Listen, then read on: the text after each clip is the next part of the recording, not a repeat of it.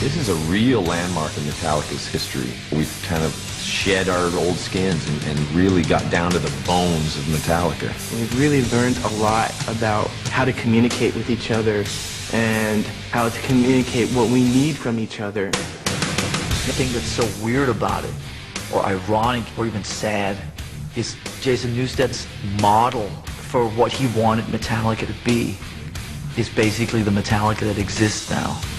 And maybe he was like the sacrificial lamb for that to happen. November 30th, 2000. Metallica hit the stage as tensions mounted, and their hard rock brotherhood reached a breaking point. I knew that that was my last performance with Metallica. Appropriately, the song Fade to Black. He was just in his own little cocoon, very incommunicado. He basically just showed up. He didn't sit with us. He wasn't hanging or anything. It was just like, okay.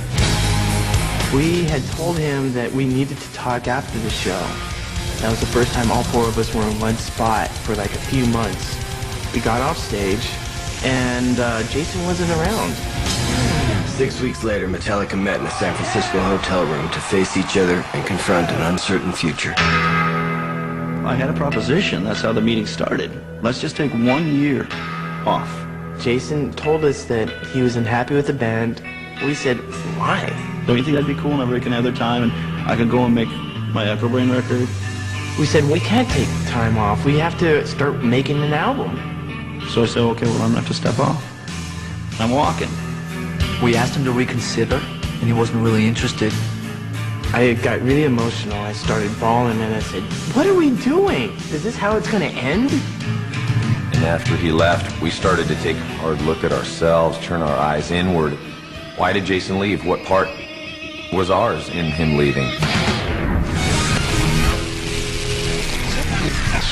1986. Bassist Cliff Burton is killed in a tragic bus accident, and Metallica fan Jason Newsted gets a chance of a lifetime. And there was no way anybody else was going to get this gig. This was my opportunity. Newsted joined a band still reeling from the loss of a friend, and it's not easy. The truth is, we grieved through Jason. I mean, we hazed him so hard. It was his fault. We took it all out on him. Hey, let's go! And he was always thought of as the new guy. There was the three of us and Jason. Jizzing on ya. On the bass? That ain't new, man. Remember, you could say you were going to come up with something new. No, this shut up. I guess we wanted to toughen him up. We wanted him to be as tough as us. We were brutal with him. And it never ended, really. By the year 2001, family had taken precedence over the band. Both Lars and James were married with kids, leaving Jason with time on his hands. I dedicated my life to music, so I have chosen not to be married or to have children. Music makes me alive. And when Metallica came to a point where they're taking months and months of time off from playing music, I have to still play music.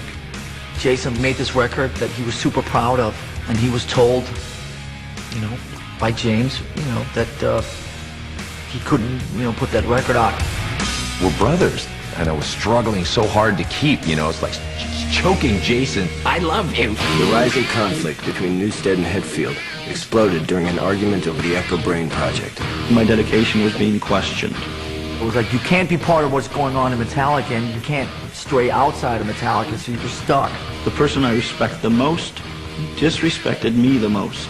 That's how I was taught to control things, through intimidation and rage. And it just hit me in the head like a brick and said, you have got to stand up for your principles. Now's the time.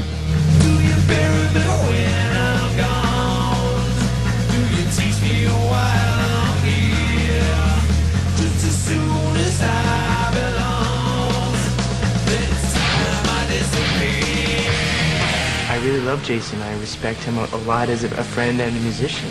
I felt like I lost a brother, and I still feel that way. It felt like we were fragmented. We didn't feel like a band.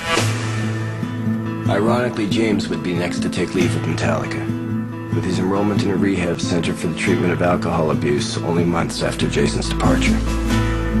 It was just, look, right now, I'm not in Metallica. Leave me alone. I need to take care of myself. Trust me on this. Goodbye. I was in shock. We didn't have James Hetfield. and we weren't sure if he would ever come back. The Metallica train never slowed down long enough for anybody to take stock of the mental health of the individuals in the band. It was never considered. You had to hold on for dear life as this train was just going out of control to squash everybody in its wake. Was Metallica's 20-year ride coming to the end of the line?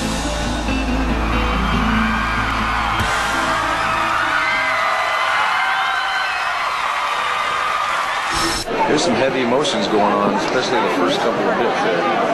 The Jason stuff and the rehab stuff is pretty touching for me.